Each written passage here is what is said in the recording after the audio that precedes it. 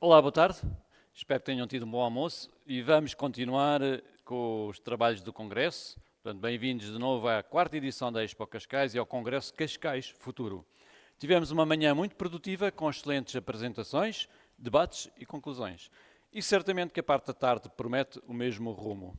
Sem mais delongas, vou deixar-vos novamente a moderar o nosso Camilo Lourenço e neste painel que se designa Novos Paradigmas Relacionais e de Consumo, muito interessante, vamos contar com a Joana Silva, professora associada da Católica Lisbon, Jorge Patrício, diretor comercial da Altice Empresas, e José Rui Gomes, presidente da Associação Portuguesa de Business Intelligence.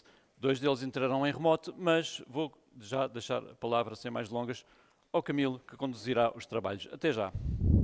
Obrigado. Vamos então para o primeiro painel da tarde. Como o nome indica, novos paradigmas relacionais de consumo. É um tema muitíssimo interessante. Mas eu não queria começar esta sessão sem dizer que invejo, sobretudo ali, a posição da Joana Silva, que está no Algarve, acabou de chegar da praia e, portanto, vai poder entrar em direto à distância com aquele ar de quem acabou de tomar um banho de praia e um banho de sol também. Mas, e também o José Gomes, que me tinha prometido estar aqui presencialmente e resolveu fazer a partida de estar à distância. Mas como castigo da Joana e do José Gomes, eu vou dar a primazia ao Jorge Patrício, que está aqui no palco, para ele fazer a sua intervenção de 5 minutos. A seguir a Joana fará a mesma coisa, depois José Gomes, e a seguir viramos para aqui conversar todos. E já agora também lembrar a vocês que estão a ver que podem colocar questões que eu tenho aqui um acesso a um tablet, depois farei chegar as questões aos respectivos participantes. Jorge, vamos a isto. Muito bem. Antes de mais, boa tarde a todos. Obrigado pela oportunidade de partilhar a nossa visão da Altice e algumas soluções que temos.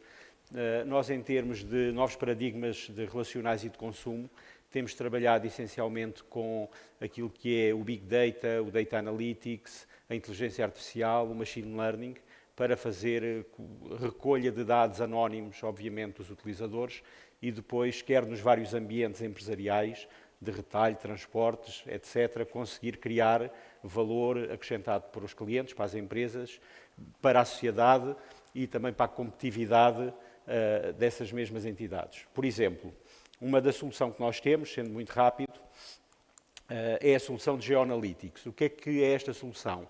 Basicamente, nós retiramos das nossas redes, das nossas estações, a informação dos fluxos anónimos das pessoas de acordo com várias características, como a identificação do país das pessoas pelo cartão móvel, a deslocação para onde é que se deslocam durante as várias horas do dia, e com isso nós conseguimos ter informação de qualidade em termos de dados anónimos, em termos de data analytics, para depois trabalhar com inteligência artificial, com algoritmos e com machine learning o tratamento desses dados, para conseguir, por exemplo, num portal que nós temos disponível para os clientes que têm este serviço, fornecer dados, seja para o setor da restauração, para o setor da hotelaria e do turismo, dos transportes ou até da administração pública. Que tipo de dados, por exemplo, é que nós fornecemos?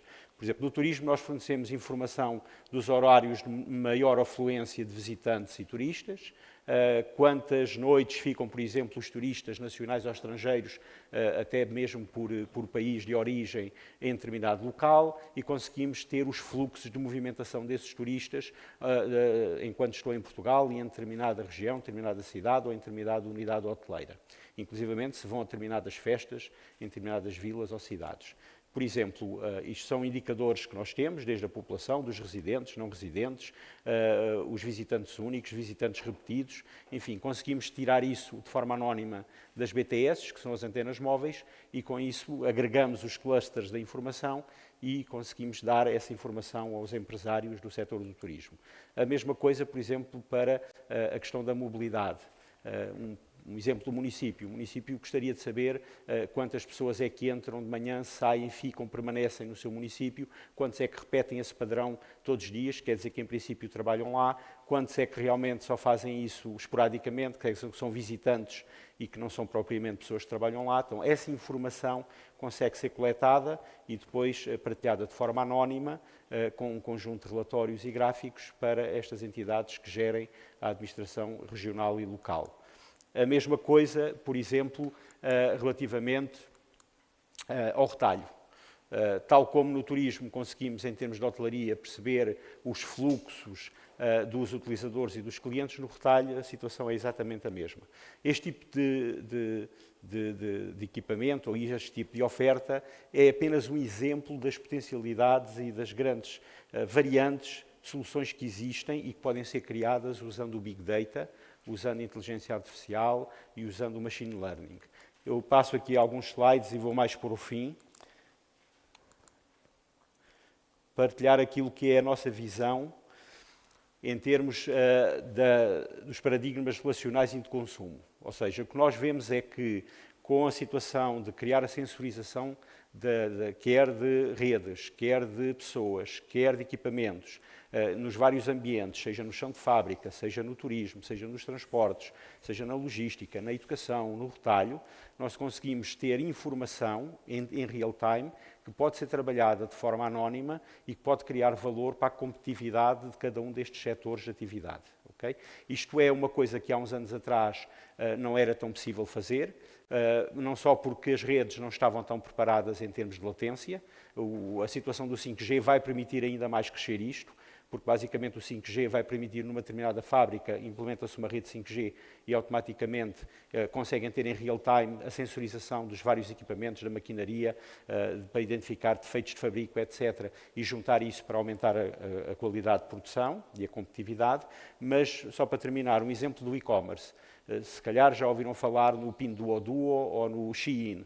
São duas plataformas de e-commerce que utilizam redes sociais. O Pinduoduo é uma rede social de e-commerce, que não utiliza os padrões normais da Amazon, basicamente utiliza as redes sociais e promove a venda das redes sociais numa lógica de gamification, em que existe uma ligação direta entre o consumidor, consumer to manufacturer, em que o consumidor encomenda diretamente à fábrica, não é às marcas, é à fábrica, e existem os RPs, quer da plataforma, quer do fabricante, estão ligados, em que automaticamente, quando as pessoas navegam no aplicativo e veem o que gostam e não gostam, essa informação é automaticamente disponibilizada para as fábricas, para eles terem uma noção do que é que os consumidores preferem e que potencialmente depois compram. Outra com muito sucesso ultimamente é uma plataforma chamada Shein.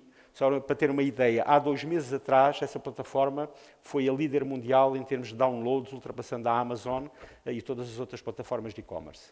É uma plataforma com uma lógica de fashion, design, e-commerce, lifestyle e-commerce.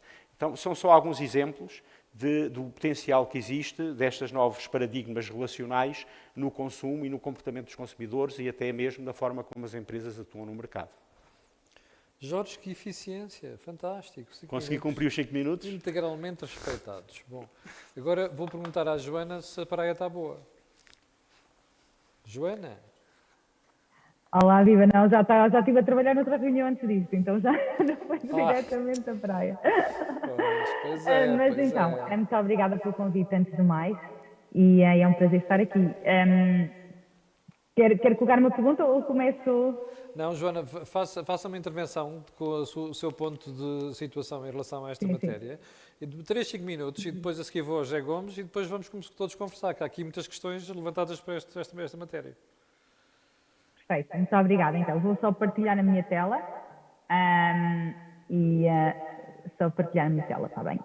Eu não posso partilhar, então podem-me só dar autorização, por favor? Vou pedir aqui à Regi para dar autorização. Ok, já deu. Então, eu acho que, portanto, quando me falaram deste painel, eu pensei no seguinte, estas alterações, vocês estão a ver a minha apresentação? Ainda não apareceu aqui no ecrã, não sei se está no ar. Está, Filipa? Só um minutinho, Joana, mas entretanto pode falar da praia, se quiser, não há problema. Então, eu acho que enquanto a apresentação está aqui com um problema, o PowerPoint, deixem-me só então dar aqui 3 pontos. O primeiro é que esta alteração de comportamentos de consumo de que falávamos é muito importante para saber a magnitude e a longevidade desta crise. É importante sabermos se as pessoas agora vão ter uma tendência de consumir menos, gastar menos em serviço, gastar menos em turismo, e isso é uma coisa que, como falavam agora mesmo, esta questão da Big Data vai ser muito importante para entender o que já está a acontecer e para um pouco prever o futuro, embora esta parte seja mais complicada. O segundo ponto que eu acho que também é muito importante é a questão do investimento, o quão o comportamento de investimento vai ser alterado nesta pandemia e porque isso tem implicações muito fortes para o crescimento de longo prazo. E o ponto final, eu acho que é a questão do teletrabalho, que todos nós tivemos uma alteração muito grande a esse nível. A evidência ainda não é assim tão clara sobre ser a relação entre o teletrabalho e a produtividade. Há diferenças de entendimento entre as pessoas e há diferenças de comportamento entre as empresas. E isso vai afetar necessariamente muito a forma como opera o mercado de trabalho. Então, eu acho que esses três são os três grandes... Duas coisas só. Primeiro, já pode partilhar a apresentação. E segundo, como ótimo. o som não está a chegar muito bem, vou-lhe pedir para falar um bocado mais devagar, pode ser? Claro. Que estranho, que não está... Peço desculpa. Vamos lá ver se então agora já vai. Conseguem-me ouvir melhor agora? Sim, se falar mais despacito, sim. Ok. Vamos então fazer aqui o share the screen, a ver se desta vez não funciona. Então, a segunda coisa que eu lhes queria falar era do impacto social da crise. Uma grande dimensão que foi alterada foi o efeito que a crise teve no rendimento e, por conseguinte, na pobreza. E eu acho que isso é uma prioridade muito importante e gostava de fazer esta reflexão sobre isso em termos e rapidamente. No estudo recente que fizemos para Portugal, vimos que os impactos da crise na pobreza e na desigualdade foram muito importantes. O ponto de partida é exatamente esta alteração da parte relacional. Em março de 2020, a economia portuguesa parou e, de repente, a vida ficou um bocado assim, como eu tenho aqui, distanciados, muitas reuniões por Zoom para os trabalhadores que podiam tê-las e muito em casa. E o que nós vamos ver e tivemos a fazer foram simulações em que tentávamos entender o efeito da pandemia sobre o rendimento, como é que ele se distribuía para as pessoas e até que ponto isso afetava a pobreza e criava um problema social. O que nós vimos foi então que os nossos principais resultados são que há uma perda de cerca de 7% no rendimento médio anual dos cidadãos e temos cerca de 400 mil novos pobres e há um aumento de 9% na desigualdade de rendimento entre as pessoas em Portugal. Estas perdas não são iguais para todos, ficam muito mais centradas nas pessoas com baixa escolaridade, que também são as pessoas que têm menos probabilidade, por exemplo, de fazerem o teletrabalho e que têm maior propensão, portanto, os mais pobres têm normalmente maior propensão ao consumo e, nesse sentido, as alterações que afetam os mais pobres vão também ter um impacto diferente no consumo. As classes médias baixas e a região do Algarve, exatamente por este abrandamento do turismo que pode demorar bastante mais do que nós estamos a pensar. Nesse sentido, o que nós fizemos foi usar os dados nacionais do inquérito à população e tentar simular, por um lado, as perdas de rendimento dada o tipo de emprego que as pessoas tinham e, por outro, as políticas que existiam para evitar essa perda de rendimento. Considerando as duas, temos aqueles números que lhe falei. O que vemos é que, se pusermos a população portuguesa numa distribuição de rendimento, portanto, cada barra tem a concentração de pessoas em cada nível de rendimento, vemos que houve que se moveu para a esquerda, sendo que estes retângulos que temos aqui são pessoas que não eram pobres e que se tornaram pobres. São os tais novos pobres. Isso para estas pessoas, a pandemia vai ter efeitos muito importantes no seu consumo, claramente, no seu rendimento e na sua forma de vida. Em termos de desigualdade, o que vimos foi que, basicamente, a perda de rendimento foi muito superior para aqueles que tinham rendimentos mais baixos do que para aqueles que tinham rendimentos mais altos. Antes, portanto, se fôssemos fazer o rácio de rendimentos entre os 5% mais pobres e os 5% mais ricos, esse rácio antes da pandemia era 7,6 vezes, agora os mais ricos são 8,3 vezes mais ricos que os 5% mais pobres. Portanto, este hiato aumentou. E, como lhes disse, quem sofreu mais em termos desta perda de rendimento, e por isso é provável que tenha alterações maiores no consumo, são as pessoas de rendimento baixo, médio baixo, os habitantes do Algarve e as pessoas com mais baixa escolaridade. E uma coisa importante que eu acho que para entender estes efeitos nesta população mais pobre e entender os efeitos relacionais e depois no consumo, é que entre os perdedores, entre aquelas pessoas que tiveram alguma perda de rendimento, vemos uma grande diferença entre os mais pobres e os mais ricos. Entre aqueles que perderam, naqueles que têm mais baixos rendimentos, perderam cerca de 20% do seu rendimento, enquanto entre aqueles que perderam e pertencem a classes mais altas, perderam cerca de 10%. Portanto, aí um impacto muito heterogéneo entre as pessoas. E depois, portanto, dado estes impactos, poderemos pensar que as medidas adotadas não foram eficazes? Não. O que nós vemos é que, se não tivessem havido essas medidas, no primeiro lockdown, em 8 semanas, teríamos tido um aumento de pobreza de uma magnitude semelhante ao que houve depois de políticas para o ano inteiro. Portanto, essas políticas tiveram o seu papel, mas, claro, pela sua natureza, há pessoas que não são abrangidas e outras que têm uma perda de rendimento apesar das mesmas. E, portanto, aqui queria só acabar com este pensamento, que agora que estamos a pensar que a política económica vai ser alterada, vai haver um escalamento normal de diminuição dos apoios, é muito importante pensar que temos a pobreza estrutural e temos estes novos pobres e entender como ajudar ao seu rendimento e ao consumo através de novas abordagens mais focadas nas causas da pobreza, nas complementaridades entre políticas só de rendimento com coisas que são mais um trampolim, como formação profissional, educação, serviços públicos de qualidade, etc. E um grande foco no impacto face ao objetivo destas políticas.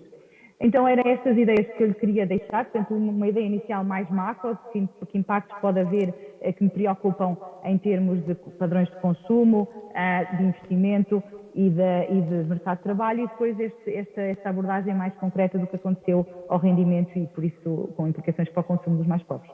Já lá vamos a essa parte, Joana. Bom, vou chamar o José Gomes, que também está connosco à distância. José Gomes. Olá, muito boa tarde. 5 minutos. É um prazer estar aqui e agradeço em nome, neste caso, da exposição que fizeram de um grande congresso da Expo Cascais, o convite que me fizeram a partir da universidade. José Gomes, perdemos o som. O papel de presidente da Associação Portuguesa de Business Intelligence.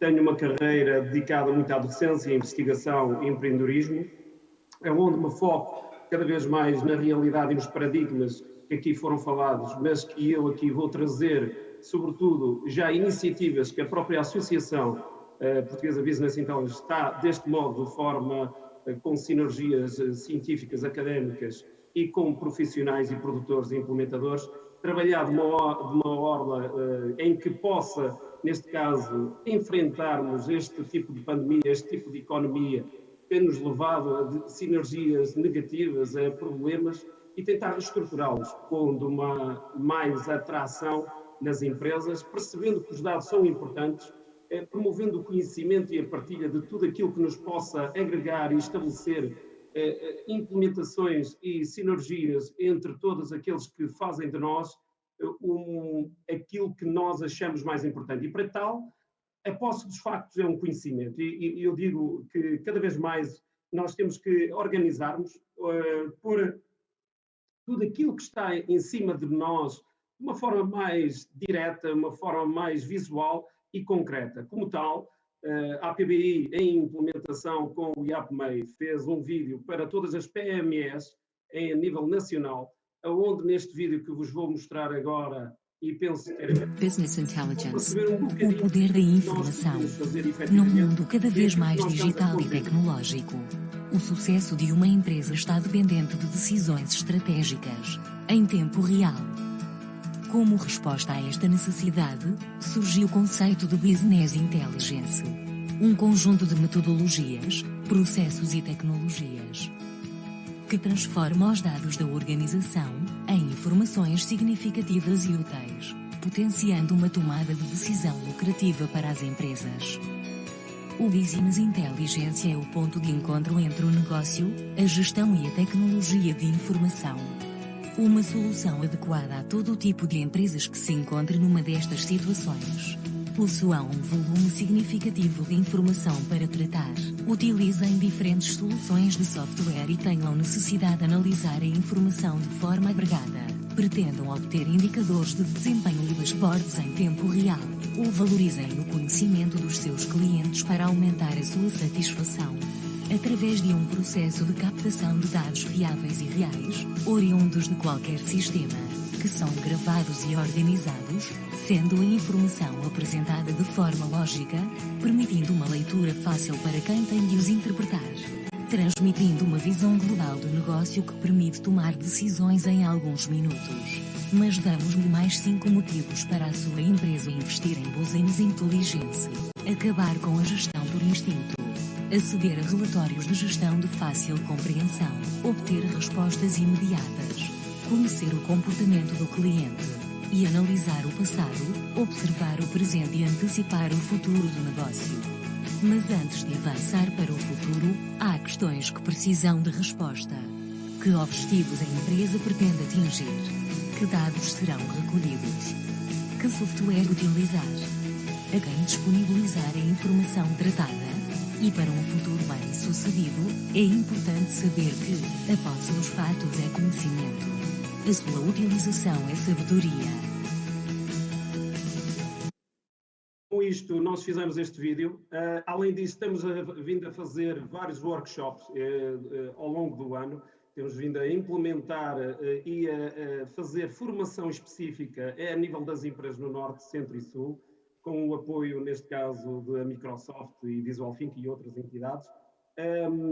Aqui tenho um exemplo de uma entidade onde que é nosso associado está a potenciar, a partir de um sistema desenvolvido, em que potencia o e-commerce, potencia o software, de modo a poder as empresas, a partir do pequeno fecheiro que vai para a AT, a Autoridade Tributária, poder, neste caso, terem consulta dos dados em real time, em pouco tempo, terem acesso a muita coisa.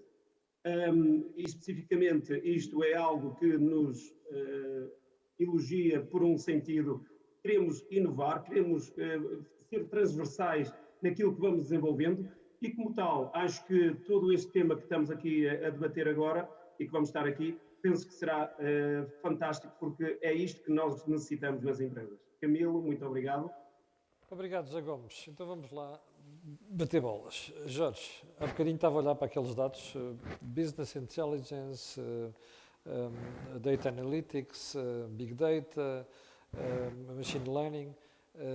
Vocês estavam a dar um exemplo de, por exemplo, quando monitoram os dados no território, para onde é que as pessoas vão, se são turistas nacionais, se são estrangeiros, o tempo que passam, quanto tempo é que vêm ficar a Portugal. Tudo isto é anónimo, é bom que as pessoas percebam isso. Tudo é anónimo, a informação é captada da movimentação das pessoas, não individualmente, mas em termos de grupo de pessoas.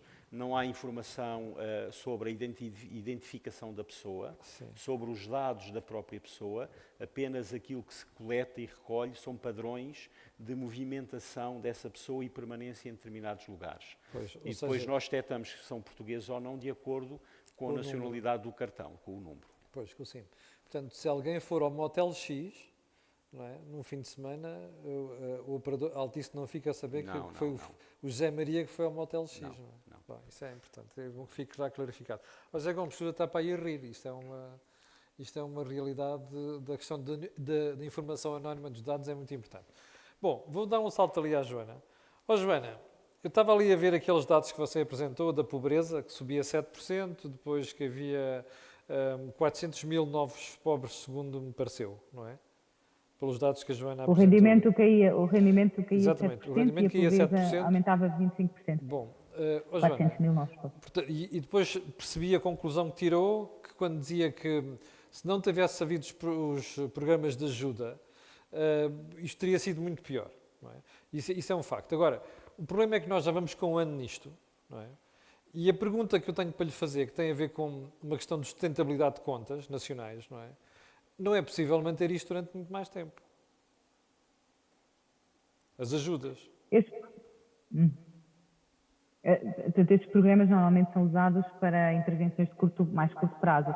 Esta crise, em Portugal, em toda a maior parte dos países do mundo, teve uma resposta política e económica única, não é? Muito mais forte que o habitual. E como diz, estes programas, por exemplo, mais no género do layoff simplificado, normalmente são usados para situações mais de curto prazo.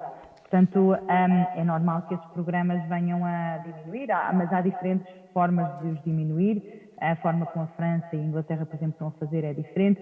Enfim, agora eu acho que a discussão não é tanto se podemos ad eterno manter este tipo de programas, mas é mais como os diminuir, e aí o estado da economia mas era aí que eu queria chegar. importante. Mas era aí que eu queria chegar precisamente. Primeiro, gostava que nos explicasse um bocadinho o que é que está a ser feito nestes países que já começaram a retirar os apoios, porque isso pode ser um bom guia para nós não cometermos erros, ou seja, que é para não estarmos a atuar no escuro. Sim, em alguns estão a alterar a distribuição dos contributos entre trabalhadores e empresa. Portanto, a maior parte do contributo, entre o governo e as empresas, a maior parte do contributo neste momento é do governo e a parte da empresa é menor, e eles estão a trocar, passa a ser maior a parte da empresa e menor a do governo. Isso é uma coisa que estão a fazer. Em alguns países continuam em certos setores, mas não em outros. Portanto, há muitas diferenças. A duração também fica mais limitada por trabalhador apoiado. Portanto, há diferentes modalidades que estão a ser postas em prática. Ok, e uma das perguntas que nos surge logo ver os seus números é: porque é que, apesar dos apoios, que a Joana explicou muito bem, é que nós, apesar de tudo, tivemos uma quebra de rendimento que, em termos médios nacionais, o seu estudo aponta para 7%? Exato, porque, digamos, houve uma queda do produto interno bruto muito forte, foi uma crise historicamente forte, e o que acontece é que as políticas, pela sua natureza, estavam muito relacionadas com o emprego que as pessoas tinham. E, nesse sentido, algumas pessoas tiveram apoios diferentes, dependendo da profissão e da empresa em que trabalhassem. E outras não tiveram esse tipo de apoios porque, por exemplo, tinham um tipo de emprego que não se enquadrava nos que estavam a ser apoiados.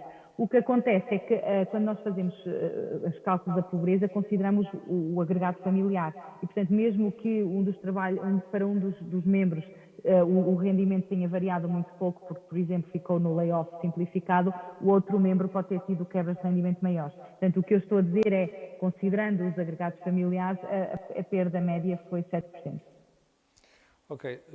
José Gomes, já vou assim. Jorge, voltando agora a esta questão. O Jorge é diretor comercial da Altice.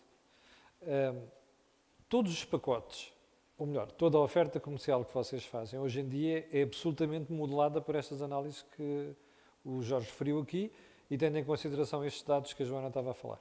Sim, correto. A informação que o Jorge falou aqui, relativamente ao BI ou ao BI, por exemplo, nós próprios trabalhamos isso. Por exemplo, eu na minha equipa comercial eu utilizo ferramentas de BI. Eu tenho a informação diária, porque as pessoas andam com tablets, quando registram uma venda, registram num tablet, e eu tenho informação diária do order entry, ou seja, das novas vendas, que depois evolui para as instalações. Eu tenho isso no dashboard diário, em tempo real. E isso existe também noutros setores de atividade, outras empresas que nos consultam e a gente fornece. É um exemplo claro e real de utilização de BI. Em termos dos impactos do Covid na atuação das empresas, nós sentimos que houve um conjunto de empresas, nomeadamente empresas ligadas ao turismo, ligadas àquilo que são os setores que foram mais impactados porque não há turistas estrangeiros. Aí, claramente, houve empresas que deixaram de ter receitas e faturação, pediram-nos ajuda relativamente a períodos de congelamento porque não estavam a utilizar os serviços. Sentimos que agora durante o mês de maio sentimos uma recuperação, não ao nível do que era do passado. Agora parece que há uma pequena constipação neste momento, mas estamos a sentir otimismo. E como é que eu posso dizer isso? Não só pela conversa que temos com os clientes, mas porque além daquilo que sentimos do consumo que eles fazem, sentimos dos nossos comerciais que falam com eles. Okay? E sentimos que há uma retoma de otimismo, há agora aqui um pequeno resfriado, mas que há a sensação que ele é temporário. E que não é nada igual com a primeira vaga Não tem nada nem a com a ver. segunda vaga. Não tem nada a ver. Na primeira vaga, no início, sentimos completamente um desconhecimento todo, até nós próprios, todos estávamos perdidos. As pessoas estavam meio assustadas porque não sabiam como é que se deviam de comportar. Agora não, agora existe já uma estabilidade emocional. Sim. E as pessoas têm a noção que isto é uma questão de mais um mês ou dois, porque já há muita gente que já está vacinada, já existem certificados. As pessoas têm a noção que é mais um mês ou dois. Sim. Para as coisas voltarem mais ao normal. E depois também sentimos que com os programas que vão existir, vão começar a existir, quer do PRR, a tal bazuca, quer do 2030, começa a haver uma esperança que esses programas possam ajudar as empresas em 2022 a respirar e a recuperar. E vocês sentiram neste período que, por exemplo, primeiro, como disse na primeira vaga, o pessoal estava todo perdido e a quebra foi grande, exceto o consumo em casa. O consumo em casa foi igual. Na prática, há aquela sensação, ok, os operadores de telecomunicações, fomos todos para casa, aumentou o consumo. Na verdade, nós sabemos, o pacote de dados que nós temos lá... Manteve-se. Pagamos o mesmo, quer a gente veja muito Netflix ou pouco Netflix. Mas isto exigiu mais esforço de vossa parte do ponto de vista de equipamento. Sim, e da capacidade das redes de transmissão. Pois. Porque, de repente, afunilou a grande quantidade de necessidade de transmissão em simultâneo. E vocês estão a sentir já uma redistribuição disto, pelo setor empresarial? Antigamente era só em casa, ou quase só em casa, e já estão a notar este regresso também à área empresarial? Ligeiramente, a parte empresarial que nós sentimos mais é mais a parte de disponibilidade e de atitude do que propriamente o regresso massivo. Atividade em si? Não, ainda há muito teletrabalho, há empresas que estão neste momento a definir modelos de qual é a percentagem em teletrabalho versus trabalho presencial dentro do escritório. Há empresas, por exemplo, com muitas equipas de suporte estão a optar, a tendência que nós vemos é um módulo de 50-50, 50% tipo uma semana in, uma equipa, uma semana out, quando há atividades que não pode ser nesse caso, por exemplo, atividades de field, ou é 0%, porque tem que ser out, ou quando há atividades comerciais sentimos tipo 25% em teletrabalho, sim, porque aprendemos durante este ano e meio a trabalhar de forma diferente, um pouco mais à distância também. José Gomes, esta preocupação com o Business Intelligence, aliás, você é o presidente da Associação Portuguesa de Business Intelligence, esta preocupação com o Business Intelligence ganha mais peso agora, certo? Exatamente. Cada vez mais isso é o foco, porque a importância dos dados não era relevante para muitas empresas.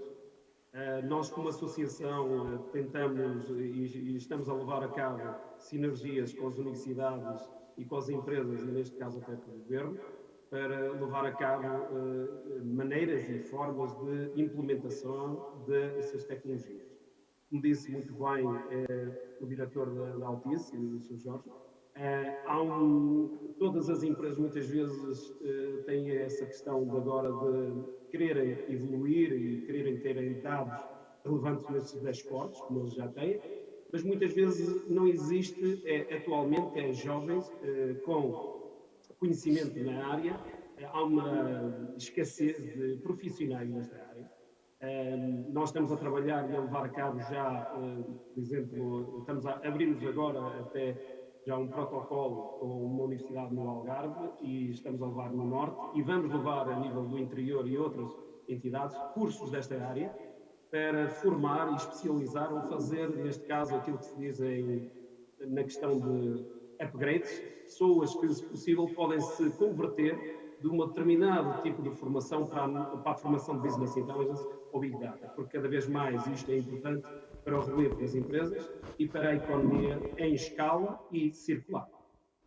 José Gomes, nós já falamos os dois sobre este assunto há muitos meses. Um dos aspectos mais interessantes que eu vejo na APBI é esta vossa ligação aos meios universitários. Qual é a vossa preocupação? É aproximar aquilo que fazem as universidades daquilo que as empresas precisam? Exatamente.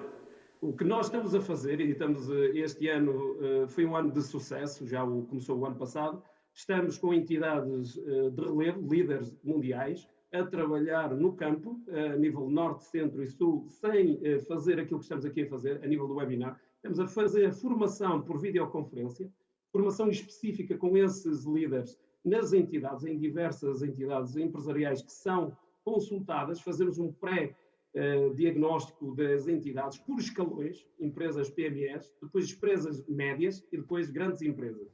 Estamos a levar a cabo, porque o BI, dependendo do tipo de atividade que tem que ter um determinado tipo de ferramenta. A Microsoft, que é o Power BI, implementa-se mais facilmente em PMEs. O sistema da Cognos ou outros sistemas já é para empresas maiores, de grande suporte. O tipo de base de dados que trabalham, são bases de dados Oracle, SQL, e isso tudo vai depender. E então nós estamos a fazer 3 vertentes, uma para pequenas e médias empresas mesmo, que já foi feita as 3 edições. A segunda edição, já houve uma primeira edição com médias empresas, está a ser levada a cabo com a IBM. E vamos para o próximo ano, se possível, ou ainda este ano, levar a cabo com a entidade que é a Google. Estamos a trabalhar assim, nesta sintonia. Por que razão? Há uma deficiência a nível estrutural de conhecimento nesta área, falta muita mão de obra ou gente bem formada, porque um dos problemas que existe nas empresas destas áreas é que têm necessidade de fazer academias dentro e trabalhar em 2 anos, se possível com eles, para depois começarem a trabalhar bem. Não vou referenciar aqui empresas, mas nós sabemos, e eu estou por dentro disso, e aquilo que nós também queremos levar a cabo, isso é uma resiliência minha, porque eu sou do interior, vou trabalhar e estou a trabalhar em grandes projetos de inovação para o interior, para implementar formação específica e também agregada a pessoas que já estão a trabalhar nas empresas, e, se possível, apoiá-las, não só nestas áreas, mas nas áreas também tecnológicas, transformando-as e levando a cabo melhor conhecimento, uma melhor formação, especialização e as empresas serem acreditadas com mais para poder dar mais ao país. Porquê é que fez questão de dizer que eu sou do interior? Diga lá. Eu tenho uma relevância em dizer sempre isto, que eu sou de uma pequena aldeia muito pequenina, sem um cafezinho, sou de Sarzedo, de Moimenta da Beira. E o que é que acontece? Da Beira. É o pé de Moimenta da Beira. Exatamente. E eu referencio isto porque as minhas raízes, e foco-me nisto porque acho que nós devemos implementar e apoiar cada vez mais o interior, porque eu não fui daqueles que fui apoiado como deveria ter sido.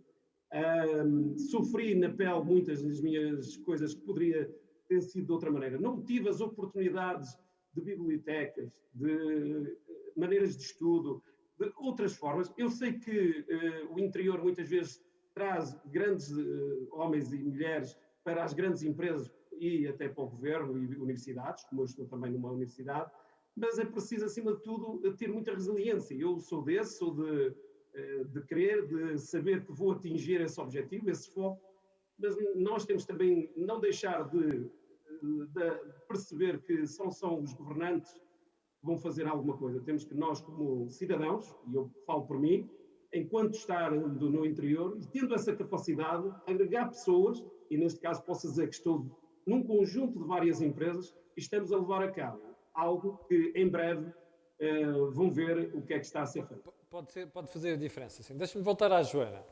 Joana, há bocadinho quando dizia que nós estamos mais pobres, tivemos uma quebra de 7% de rendimento, Joana, a verdade é que neste momento as empresas começam a querer voltar à atividade e não têm gente, Joana. Isto não é um paradoxo? O desemprego não aumentou muito em Portugal, mas isso não quer dizer que não tenha havido aumento da pobreza, não é? Porque o perfil de emprego dos mais pobres é um bocadinho diferente. Eles trabalham, mas nem sempre estariam... Então, mas agora deixe-me lá ou dificultar-lhe a análise. Sabe onde é que eu estou a sentir por parte das empresas mais queixas? É precisamente nas pessoas indiferenciadas, do ponto de vista de formação, está a ver? Ou seja, eu falo com restaurantes, falo com hotéis e o pessoal diz-me assim, eu não consigo encontrar pessoas para fazer isto. E a razão é porque como as pessoas estão a receber, têm outro tipo de apoios, preferem não fazer nada ou estar em casa. Enfim, eu acho que está a haver muita discussão hoje em dia sobre a questão de alguma escassez de trabalhadores para certos empregos. Eu acho que tem dois motivos. Um tem a ver com empregos muito especializados, que tecnicamente são muito exigentes em termos de um canalizador muito específico. Mas um aí, pintor, o problema não é novo, já vem de há muito tempo, é um problema de formação. Exatamente. Nós não acautelámos Exatamente, isso. tem muito a ver, tem muito a ver, por exemplo, com problemas da formação profissional, que não é tão usada e tão popular em Portugal, por exemplo, mas que existe também em muitos outros lugares do mundo, e depois tem a ver também com salário, não é? Portanto, as pessoas estão dispostas a trabalhar por um salário também que seja justo e correto. Eu acho que está por provar isso, eu já tenho ouvido isso bastantes vezes, mas eu acho que ainda não há um estudo que mostre que realmente isso é o caso. Se calhar pontualmente em certos sítios, para certas empresas, talvez, mas eu acho que afirmar isso perentoriamente, eu acho que precisamos de fazer um estudo sobre isso. Pois, mas é que eu vou-lhe propor uma coisa diferente então. Pode ser? Sim, sim. Você que é académica, deixe-me fazer-lhe uma pergunta. Não faria sentido que a Segurança Social dissesse assim: olha, você vai trabalhar naquela função, eu sei que é mal pago, mas você vai trabalhar ali. E eu agora vou complementar o seu rendimento daquele salário que você vai ter até, imagina, o salário mínimo ou então aquilo que o Estado considera um mínimo de subsistência. Está a perceber porquê, Joana? É que se nós continuarmos com isto, as pessoas ficam fora do mercado de trabalho. Isso é a pior coisa que nós podemos fazer à sociedade. A evidência internacional sugere que a maior parte dos pobres trabalham portanto, não há evidência nenhuma de que, a menos que programas sociais sejam muito mal desenhados, que existe este desincentivo ao trabalho. Hoje em dia já é assim, no rendimento de inserção, é assim, eles complementam o rendimento que a pessoa tem. Portanto, eu acho é que a maior parte dos programas sociais do mundo não dão um contributo tão grande que vale a pena deixar o emprego para ficar neles. Portanto, a evidência internacional não sugere de maneira nenhuma que, a não serem programas que estão desenhados de uma forma que criam um forte incentivo, porque são, por exemplo, o apoio é demasiado, cria certas descontinuidades muito importantes, não há evidência que isso seja o caso, sinceramente. Bom, olha, então, eu sei que estamos a falar da pandemia, mas eu vou-lhe dar um exemplo mais grave. Antes de pandemia, aí no sítio onde a Joana está, que é no Algarve. Olha, quando a loja da IKEA construiu o espaço do Algarve, ao pé de Loulé, esteve alguns meses parado porque não tinha mão de obra. E, Joana, sinceramente, a IKEA não paga mal, como você sabe. Eu nem devia estar a citar aqui o nome, mas é para a gente perceber o drama que a gente tem neste momento no mercado de trabalho em Portugal. Primeiro, a IKEA não paga mal. Segundo, a IKEA dá formação. Quem trabalha na IKEA é uma pessoa altamente competente, como a gente sabe, e não tinha mão de obra. Está a ver? O que eu suspeito nisto é que nós temos aqui um problema social que não estou a ver as universidades e mesmo os governos preocupados com. E eu acho que a pandemia ainda vai agravar isto mais. Suspeito eu, mas eu sou moderador, também não queria estar aqui a fazer discursos. O que eu mostrei foi feito, eram pessoas que não eram pobres e se tornaram pobres apesar dos apoios. Essa ideia de que eu acho que é importante entendermos é que a maior parte dos pobres trabalham. A pobreza entre os trabalhadores, infelizmente, em Portugal é bastante elevada. E nesse sentido, acho que temos que ter uma reflexão, talvez, nesse caso do IKEA não conheço, mas eu acho que como os efeitos foram tão heterogéneos, é possível que tenha esse caso num lugar e que tenha uma situação completamente oposta noutros lugares. Portanto, isto são situações pontuais. Inferir desta situação que isso é um caso generalizado e que os apoios são tão generosos que estão a levar as pessoas a não trabalhar, eu acho que não é correto. Joana, gostava muito de ter o seu otimismo, mas eu acho que não é assim, sinceramente. E vou-lhe dizer mais. Eu digo isto por conhecimento de lidar com as empresas no dia-a-dia. E não apenas como jornalista, mas porque faço isto muitas vezes nas empresas pelo país fora e esta queixa é recorrente, Joana. Por isso é que eu acho que a academia não está a olhar para o problema na sua totalidade. Mas pronto, não quero estar aqui a dar opiniões. Já temos uma pergunta de quem está a ver. E então é assim, Jorge, a pergunta para si. Então, acabaram de tirar isto aqui? Bom, saltou. Vou pedir a alguém para me vir aqui colocar isto. Deixa-me lá ir aqui outra vez. Bom, António, ponha-me aí. Mas eu sei a pergunta de cor. A Vanessa Ramalho está a perguntar se vocês, nestes 13 meses, tiveram um aumento do pedido de VPNs, por exemplo. Nós tivemos um pedido de aumento da parte das empresas de acessos por VPN, para os colaboradores poderem funcionar em casa. Naquela parte sensitiva das empresas ou naquilo que é crucial não haver quebras, por exemplo, de rede? Na parte... Há várias situações. Há empresas que puseram e criaram condições para os colaboradores estarem em casa e, apesar dos serviços estarem em nome dos colaboradores, nós tivemos algum cuidado para reforçar soluções de segurança, de firewalls, porque os colaboradores estavam em casa a entrar de fora na rede das empresas. Então, essa situação aconteceu. Okay. Depois também aconteceu a situação de utilização conjunta entre aquilo que é a utilização profissional e a utilização escolar, por exemplo, que quando as ligações eram por fibra óptica, esse tema não existia. Quando as ligações eram por ADSL, esse tema existiu. Quando as ligações eram por móvel, nas zonas, como há pouco se falou, do interior, também existiu. Okay? Não era por não haver internet banda larga, era que a densidade da informação que era necessário transmitir numa reunião por Teams e simultaneamente 2 miúdos, se fosse só um não havia tema, mas 2 miúdos ou 2 filhos a ter aulas ao mesmo tempo, em casa, 3 entidades em casa, a coisa complicava. Recente. É como tentar meter 3 carros numa única faixa de estrada. Ou em 2 faixas. Ou em 2 faixas, exatamente. Portanto, vamos ter sempre esse problema. José Gomes, vamos voltar a esta questão da formação. Destes programas todos que vocês têm estado a fazer, quais são as conclusões que retiram? Porque já têm algum track record. Exatamente. Já retiramos que primeiro fomos bem recebidos e orgulhosos as empresas por verem uma ação destas.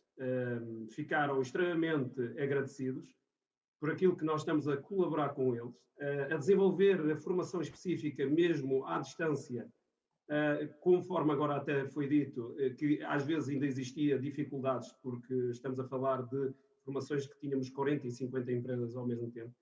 Posso dizer, quando há pouco houve aí a parte académica, eu que também sou da parte académica, até universidades em Portugal, licenciados em último ano de Engenharia Informática, pedirem que a PBI, em apoio com outras empresas, pudesse fazer os seminários, intervenções, dar aulas mais na parte prática, e nós fizemos isso com todo o carinho, porque nós temos um ego próprio, eu falo por mim e pela minha equipa da PBI, em que temos um ego de querer partilhar, fazer por este país e desenvolver de maneira que as empresas e todos os jovens possam ter aqui um bocadinho de carinho e de complemento, caso queiram ter esta área no seu currículo. É uma área com grande futuro e cada vez vai ser mais exponencial nas empresas. Então, e porquê é que vocês não organizam, imagine, a academia? Nós, hoje em dia, já temos uma série de universidades com qualificações técnicas muitíssimo boas, e não é só universidades, é mesmo politécnicos. Porquê é que vocês não organizam cursos específicos? Vamos a um caso concreto. Imagine que você está na região de que tem um déficit de pessoal qualificado nesta área, de Business Intelligence. Porquê é que vocês não chegam ao pé da universidade e dizem assim, meus amigos, estão a ver, a empresa A, B e C precisa de 30 colaboradores com estas competências. Não querem fazer um curso que a gente organize e ajuda para poder responder a essa procura? Já fazem isso? Excelente a questão, Camilo, porque eu posso lhe dar essa resposta. Já está a ser feito um inquérito para o interior e estou a levar a cabo um centro tecnológico e de inovação com entidades onde vamos fazer e fundir isso de raiz no interior. Onde é que vai ser? Como? Onde é que vai ser? Interior do país, zona da Beira Alta, Beira Baixa. Posso dizer que amanhã vou estar em negociações à noite no jantar por causa de Trás-os-Montes e Alto Douro. E posso dizer que, como eu disse, já abrimos o curso na Universidade do Algarve, estamos a abrir no IPA, provavelmente, e já temos outros a quererem. O que nós vamos querer fazer com isto é um misto, eu poderia explicar. Nós queremos fazer mais inovação nesta área, queremos trabalhar não só na parte de teoria, queremos que as empresas sejam o anexo ao curso. O que eu quero dizer é 25%, um quarto do seu curso seja complementado por profissionais da área, específicas em determinadas empresas de norte a sul de Portugal, possam dar esse apoio nesse curso, complementando uma parte já de estágio, complementar, e posso lhe dizer que no final já tem emprego garantido para determinadas empresas. Isso é um aspecto importante, já tem emprego garantido. Exatamente, estou a trabalhar tudo isso, podia mostrar aqui, isso está feito, já estou a trabalhar nisso há meio ano e noutras plataformas que em breve vão ver, a nível disto, acho eu que nós temos que ser dinâmicos e haver aquela honra, dizer assim, eu sou português, sou cidadão, mas tenho que querer e acreditar. E como tal, eu não sou bom, mas vou fazer por ser excelente e trabalhar para que isso aconteça. Jorge, deixa-me voltar a si. Vocês não notam que há falta de expertise nesta área? Sim, eu tenho a felicidade de ter contacto com as empresas, com a administração pública regional e com o ensino, com os politécnicos. E tenho tido várias reuniões ultimamente com todos eles. O que é que eu posso partilhar? Há falta de conhecimento na componente de análise de dados, utilizando o Business Intelligence.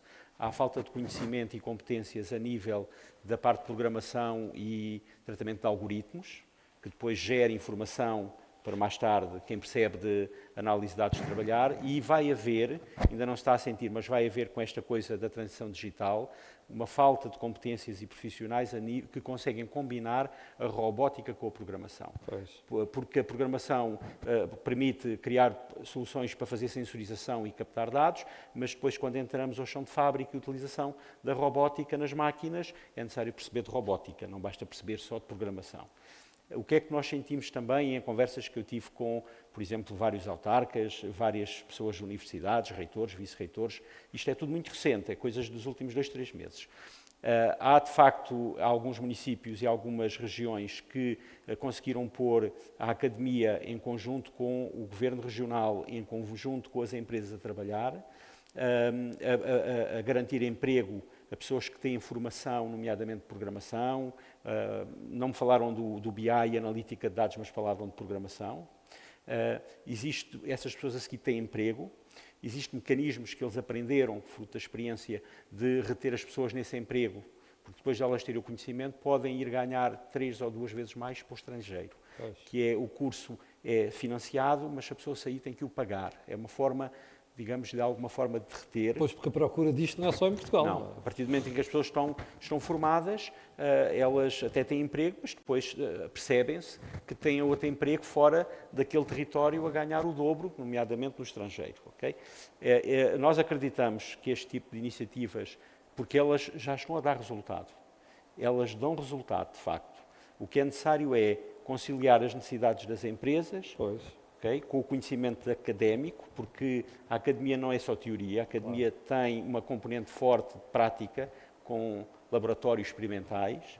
E é preciso ligar essa teoria à prática, aquilo que as empresas precisam. E a academia está a conseguir fazer isso em conjunto com as empresas. Não é só a academia, porque as empresas é que têm a sensibilidade do que é necessário. Sim. Não é? Por vezes podem não ter o conhecimento, mas têm aliás, a sensibilidade. Era essa conversa que estávamos a ter agora com o José Gomes, em relação a porque é que não chega ao pé da universidade, não se diz assim, olha, está a ver, você tem ali 20 empresas que vão precisar de 100 pessoas, vai lá fazer um curso só para aquilo, porque aquelas empresas vão precisar daquilo. Não é? É um serviço que se faz às empresas, ao país e às pessoas. Sim. Passam a ganhar muito mais, que são atividades de alto valor acrescentado. E há vários exemplos de sucesso, por exemplo, na Beira e Serra das Estrelas, na Beira Baixa, como falou, já há exemplos de sucesso. Ainda não é transversal a todo o território de onde há indústria e onde há baixa densidade. E isto tem beneficiado muito o facto de nós passarmos a ter, hoje em dia, já muitos centros de conhecimento no interior. As universidades do interior fizeram uma grande diferença. Não é? Os politécnicos, a Universidade de Évora, a Universidade de Trás-os-Montes e Alto Douro, mesmo a Universidade do Minho, isto fez diferença porque descentralizou as fontes de conhecimento em Portugal. Fez diferença, por exemplo, eu ultimamente, sei lá, todos os dias tenho 1 ou 2 chamadas, nós próprios Altice estamos a construir soluções com esses politécnicos e essas universidades.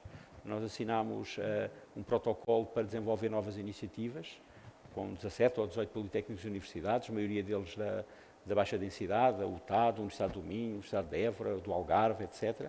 E agora estamos a trabalhar a encontrar soluções dessas para as empresas.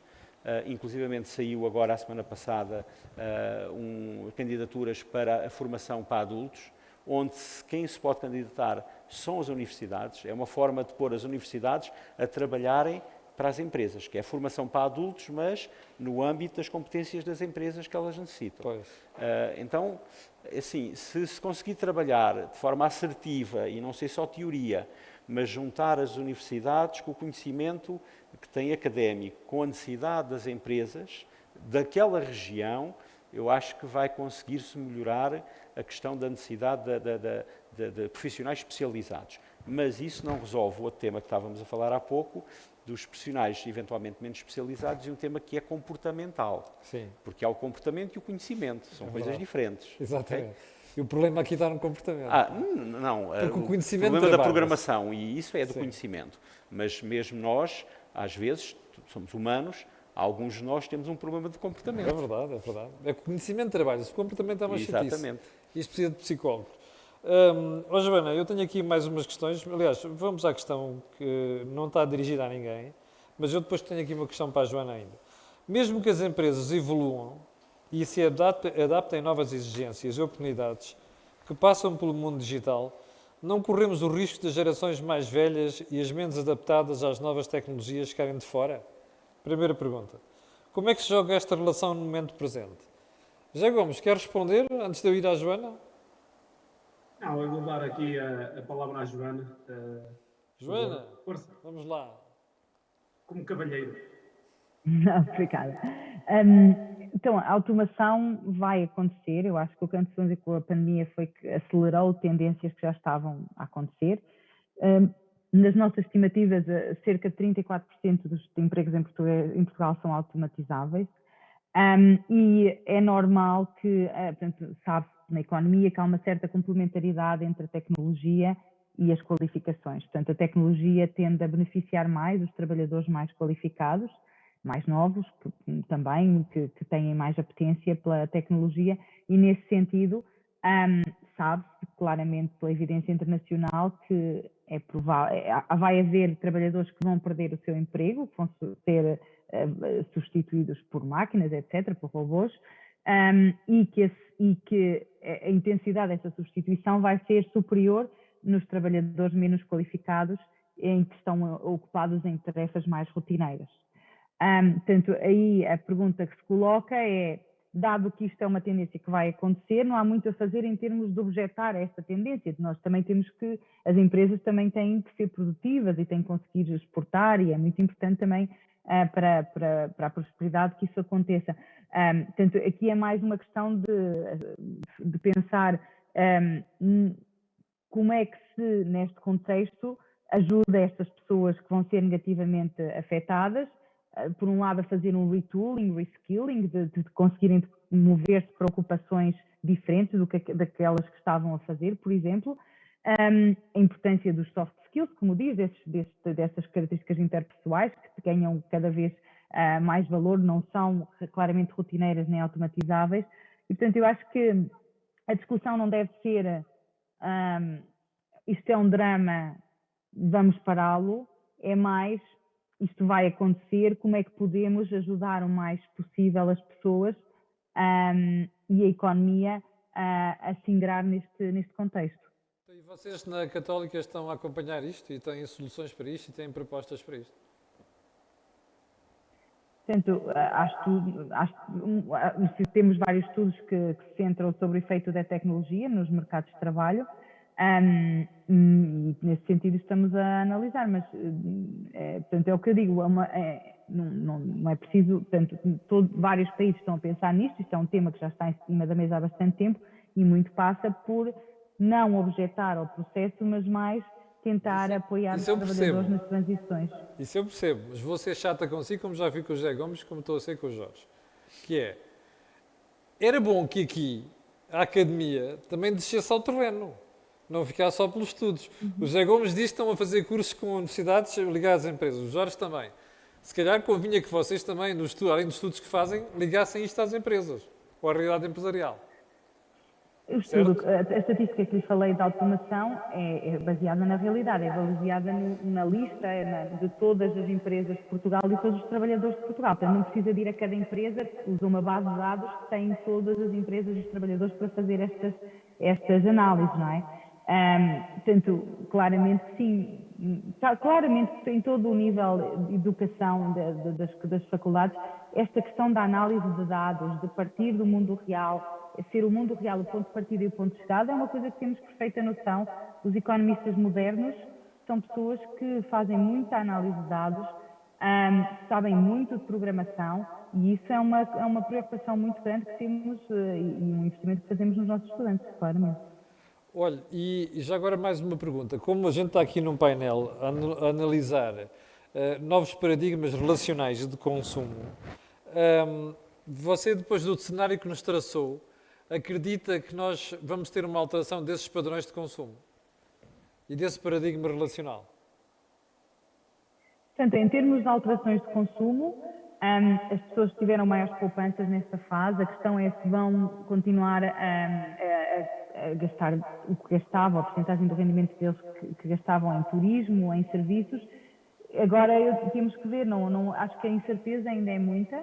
Neste momento ainda não estamos no pós-pandemia, porque ainda temos muitos casos e não temos uma imunidade de grupo. Portanto, eu acho que o futuro dirá.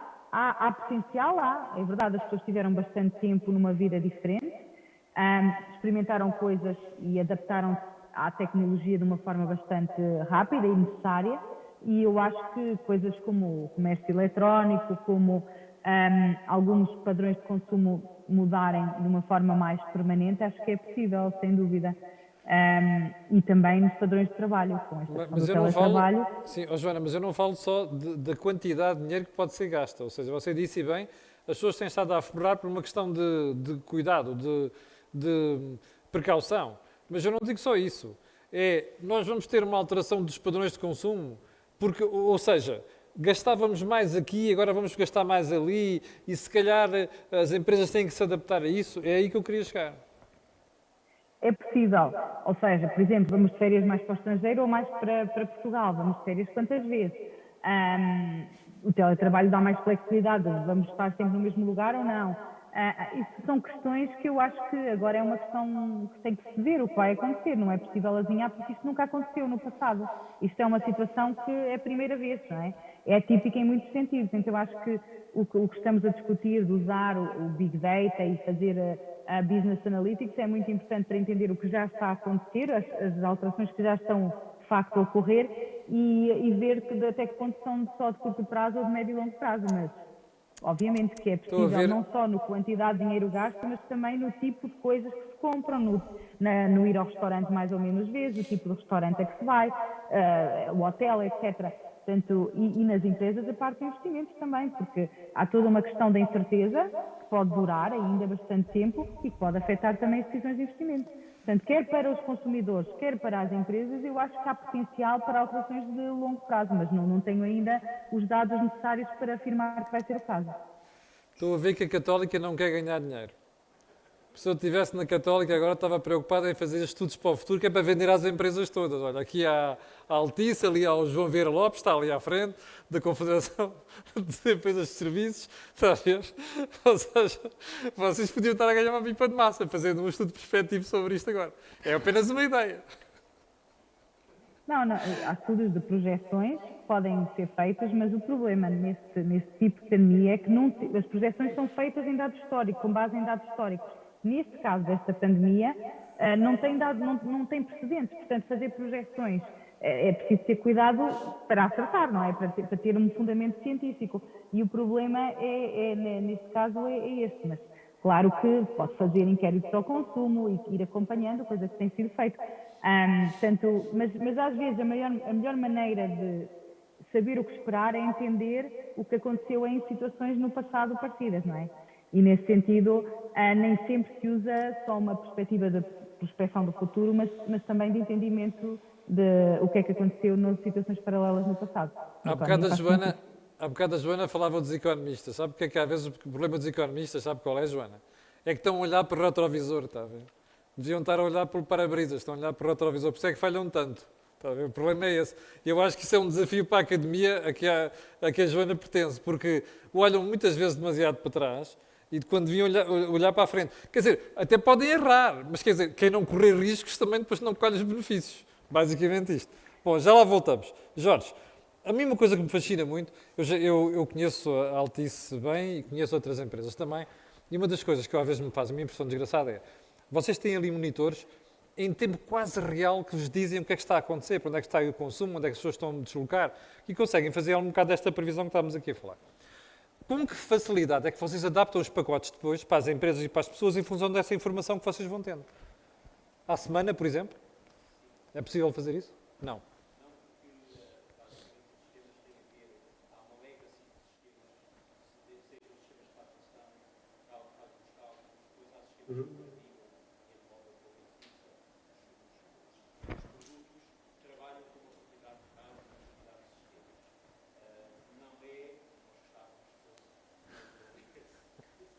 Real time.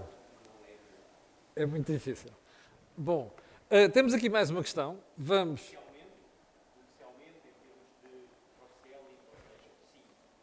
É que eu acho que está a ficar sem som. Vem aí o microfone, sim. Eu estava a dizer se for comercialmente em termos de cross-selling, promoções, isso é assim. Mas em termos tecnológicos, quando temos que envolver várias tecnologias que estão correlacionadas com aquela oferta, já não, porque temos que fazer testes, garantir que aquilo depois não dá problema, não é? Sim, seja, mas comercialmente é possível, não é? Comercialmente era tudo aí é que eu me possível. estava a referir. Aí tudo é possível. Era aí que eu estava a referir. É preciso só ter iniciativa. Claro, repara, hoje em dia a malta diz que não há concorrência nas telecomunicações. Eu não tenho nada dessa opinião. Acho que vocês andam todos a matar-se uns aos outros e fazem muito bem, quem beneficia somos nós, não é? Em termos de preço e de qualidade de serviço. Mas, por exemplo, eu olho para a Vodafone, para nós e para vocês e digo assim, se eu conseguir, com a informação que está aqui no meu tableau de bord, numa semana mudar a minha oferta comercial, eu tenho uma vantagem brutal sobre a minha concorrência. Era aí que eu estava a falar. Sim, em termos de cross-selling, identificar oportunidades e ir detectar essas oportunidades e às vezes até, digamos, necessidades que os próprios clientes às vezes não estão alertas para, e nós detectamos isso fruto de informação que vocês recolhemos. Vocês são proativos a dizer ao cliente. Sim, não é? sim. Mas não é, depois a implementação tecnológica não é assim. Sim. Ou seja, vocês aí funcionam cada vez mais até como consultores da própria empresa, não é? Sim, nós hoje já não nos consideramos, a nível, por exemplo, do B2B, como uma empresa apenas de telecomunicações, somos uma empresa tecnológica. Sim, até como dizia o Alexandre Fonseca há uma semana ali em Santa Maria da Feira, até já vendem eletricidade. Portanto. Vendemos eletricidade. Se nós olharmos, por exemplo, para um município, desde a parte da sensorização dos resíduos urbanos, das águas que regam os jardins, município, hotel, etc. Ou seja, da parte de segurança, da parte dos estacionamentos. Ou seja, nós, tudo aquilo que é tecnologia facilitadora do ciclo do negócio ou da cadeia de negócio do cliente, nós estamos envolvidos. Ou com soluções próprias ou com soluções mistas, que mistura o próprio com parceiros. Zé Gomes, isto é o futuro. Exatamente. Isto é o futuro, cada vez mais, e eu vou pegar aqui em algo que eu ouvi, que algo dizerem muito bem, o problema aqui da automação, a evolução. Eu direi uma coisa, quando se vê agora os novos automóveis, existem pessoas com cerca de 70 anos ou 80 a terem esses automóveis com muita automação e complexos. E o que eu quero dizer com isto é o seguinte, nós não podemos ter medo de alguma coisa. Eu, quando estava ainda a estudar na faculdade, dizia-me a informática vai destruir muitos empregos. Não, a informática vai agilizar, vai neutralizar outros problemas, vão-se gerar outros problemas, mas também vão-se gerar dezenas ou carreiras de informática ou outras atividades aliadas a isso. E nós, atualmente, nos sistemas de informação e na parte tecnológica, desde as comunicações, ao IT, ao IoT, e tudo aquilo que seja de acrescentar valor, eu acho que a pessoa, por qualquer idade que tenha, 90 anos, eu conheço aqui um senhor com mais do que essa idade, em que ele passa 5, 6 horas ligado ao computador e ao telemóvel. Ainda está a estudar inglês. O que acontece? O que eu acho que nós deveríamos ter era cada vez mais, e muito bem, é caminhos, dar conhecimento, facilitar e na questão a nível de empregos eu cada vez mais apoio numa tendência que é ter um valor de base salarial, ter uma motivação acrescida nisso, a nível de formação específica, ter prémios e uma última complementariedade. É, se possível, tentar agregar a tudo isso algo de projeto inovador e não ter remitências a nada. Porquê? O grupo de trabalho evolui mais numa empresa quando todos colaboram para ela própria. E não é o líder querer incutir tudo isso em ideias sem deixar ouvir os seus colaboradores. Eu acho que cada vez mais nós temos que ser um todo e não um sozinho. Eu sozinho não faço nada. Zé Gomes, deixa-me voltar a esta questão que está aqui, que estamos aqui a falar. Vocês, em algum momento, pensam em desenvolver uma componente em que sirva de consultoria para as empresas, como eu estava aqui a falar com o Jorge Patrício? Nós já servimos, já o fazemos, eu já o faço há muito tempo, a nível de mentoria, a nível de cidadão, porque eu acho que há uma coisa que durante toda a minha vida tem acontecido. Quanto mais ajudo, mais Deus me ajuda. E quanto mais eu faço pelas empresas e faço por onde eu estou, mais se vê elas a evoluir. Porquê? Trabalhamos com grupos, trabalhamos com autoestima, criamos sinergias para que o conhecimento não fique só para mim. E se eu tiver, e eu digo uma coisa, se eu tiver melhores ao meu lado, eu vou crescer com eles. É isto que nós temos que incutir. Esse é que é o ponto. Esse é que é o ponto. Esse é que é o ponto. Se tivermos melhores ao nosso lado, nós crescemos ainda mais. Exatamente. Eu sou a favor disso. E eu tenho revolucionado em muitas entidades, empresas, e outras coisas que tenho feito, não por dizer, muitos chegavam a dizer, tu acreditas nisto? Epá, calma, nós temos que pegar, ir ao trabalho e vamos conseguir. E tudo se consegue. Atualmente, quem diz que não consegue é porque há uma coisa que é o seguinte, não acredita em si próprio e não acredita no que é como um estudante. A formação depende muito de quem são os professores. Por isso, os bons professores são aqueles que sabem trabalhar bem em todos os âmbitos para que o conhecimento seja transversal. Não seja só académico, nem teórico, mas e prático. Eu já vou voltar ao José Gomes. Tenho aqui uma questão para colocar, mas vou voltar à Ana Silva, que foi quem colocou a última questão. A Ana Silva, começo já por pedir desculpa à Ana Silva, diz-me assim: Camilo, pertinente, essa questão que colocou como economista, não vou utilizar aqui o adjetivo. Posso dizer que os estudos demonstram a visão futura e a perspectiva estratégica no caso dela. Ou Ana, peço-lhe desculpa. Tá bem? Pronto, afinal também há economistas que olham para o para-brisa e não para o retrovisor. Fico contente de saber isso.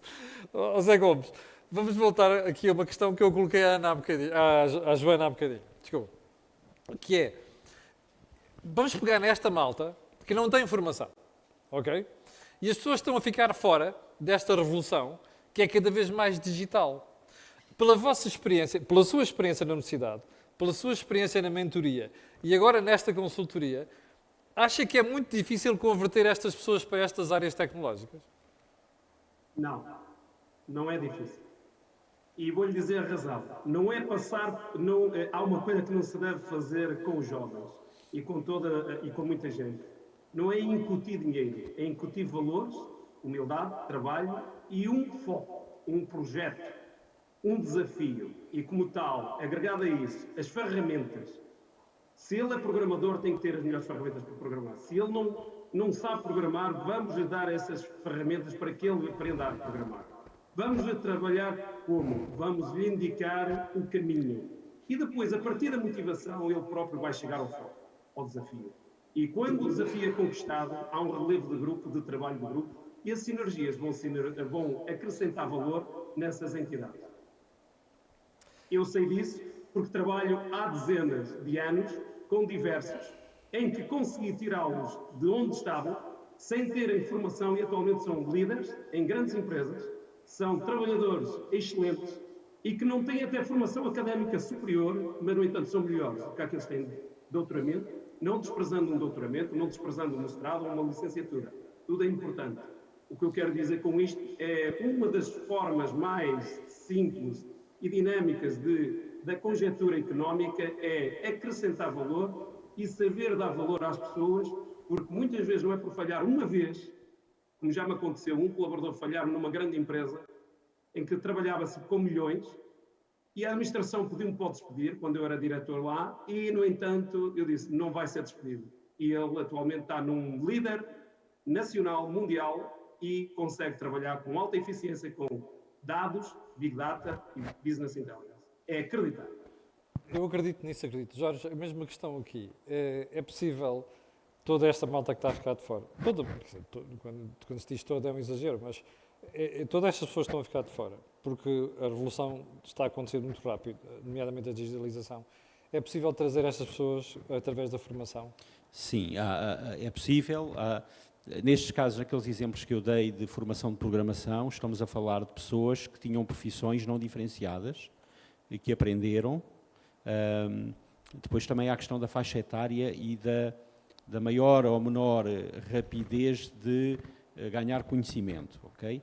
Mas, de facto, nesses exemplos eram pessoas que não tinham formação diferenciada e foram aprender a ser programadores, e são programadores e têm outro nível de vida, quer do ponto de vista de qualidade de trabalho, até de disponibilidade de agenda, porque o programador consegue, então agora com o Covid, consegue equilibrar o trabalho presencial com o trabalho à distância. Mas quando nós falamos e pensamos nos desafios das pessoas com formação mais indiferenciada, de entrar no digital, a gente está aqui a ter uma memória curta, que ainda há 2 ou 3 anos atrás, os milhares de portugueses que usavam o Uber, que é uma plataforma digital, que usavam o Airbnb, que é uma plataforma digital, e criaram milhares de pequenas microempresas usando plataformas digitais. A questão é, quem é que lidera essa mudança? Somos nós em Portugal? Ou ficamos à espera que grandes multinacionais criem essas mudanças e depois aproveitamos-las e criamos valor com elas? Mas esse exemplo do Airbnb e o exemplo do Uber são 2 exemplos claros que tivemos milhares de portugueses que, de repente, ou porque estavam desempregados ou porque escolheram essa profissão, não é? Porque o turismo estava no auge, decidiram ir para um trabalho utilizando plataformas digitais. E mesmo a questão do Uber, a questão do Airbnb não era só alugar as casas. Havia, inclusivamente, softwares para gestão de reservas, etc. E esses softwares utilizam Big Data, CRMs, e utilizam ferramentas digitais. Não é lojas presenciais. E nós vemos pessoas com 50 e tal anos, 60 anos, que tinham imóveis e que se dedicaram a isso e conseguiram aprender porque tinham foco. Quando se tem foco numa coisa que acredita, as pessoas aprendem. Claro, podem aprender mais profundamente. Se calhar uma pessoa de 70, 80 anos, em termos percentual, tem mais dificuldade de entrar no mundo de programação. Agora, claramente, uma pessoa de 50, 40 e tal, sim, por que não? Ela já nasceu e viveu com a existência de computadores. E já tem telemóvel e brinca com o telemóvel, então, por que não? Não foi preciso ir à universidade para aprender a fazer isso? Não. Pois é. Exatamente. Isso é que é importante. E esta mensagem que eu gostava, sinceramente, que passasse neste painel. Já agora, Jorge, deixe-me colocar-lhe mais ainda uma questão, na sequência do que perguntei há bocado à Joana. Já perceberam que nós violámos completamente aqui o tempo do painel, intencionalmente, porque não vai haver intervalo, a gente vai passar já uma sessão contínua para o próximo painel. Até porque estamos a fazer isto essencialmente em streaming, não é? Nós vamos ter uma alteração de comportamento do ponto de vista do consumo, ou seja, isto que aconteceu agora vem para ficar. Eu não tenho estudos, eu só tenho aquilo que é a sensibilidade empírica. Por exemplo, os nossos colegas, vários deles que viviam antes no centro de Lisboa, mudaram-se para 40, 70, 80 km, 60, 70 de Lisboa. O que é que isso alterou? O perfil de consumo. Em vez de estarem em colégios em Lisboa, os miúdos estão em colégios fora de Lisboa.